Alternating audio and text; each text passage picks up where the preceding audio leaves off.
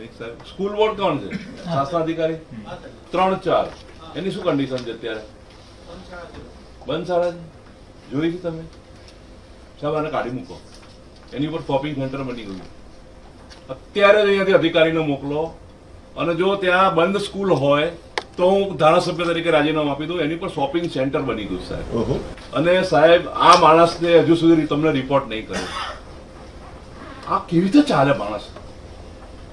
હજુ બીજી સ્કૂલ લેવાનો છું 3 દાડા રહીને. સાહેબ શોપિંગ સેન્ટર બની ગયું છે ત્યાં આગળ. તમારે રિપોર્ટ તો કરો. તમારે ખાલી કરવા નથી જવાનું. કમિશનરનું ધ્યાન તો દોરો ધણીનું કે સાહેબ સ્કૂલમાં ઘૂસી ગયા છે.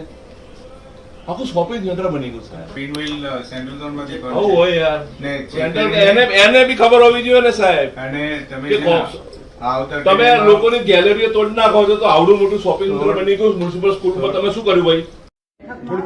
રજૂઆત કરવામાં આવી છે. સંકલનમાં ફક્ત એક જ મુદ્દો લઈને આવ્યો હતો કે હિમાલપુર વિસ્તારમાં મ્યુનિસિપલ શાળા નંબર 3-4માં શાળા પડી ગયા બાદ રિપેર થયા બાદ બાળકો આવ્યા. નજીકમાં નવી સ્કૂલ બની એટલે બાળકો બીજી જગ્યાએ ગયા. આ આખી સ્કૂલ તોડીને એની પર શોપિંગ સેન્ટર બનાવી હોય. સ્કૂલ બોર્ડના શાસનાધિકારીને અત્યારે મિટિંગમાં પૂછતા કે સ્કૂલ બંધ છે.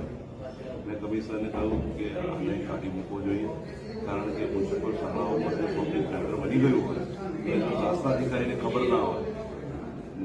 લોકોની નાની બાબતમાં લોકોના હોટલા અને ગેલેરી તોડતી અમદાવાદ મ્યુનિસિપલ કોર્પોરેશન પોતાની મિલકત ના સાચવી શકતી હોય તે બધા અધિકારીને કાઢી મૂકે.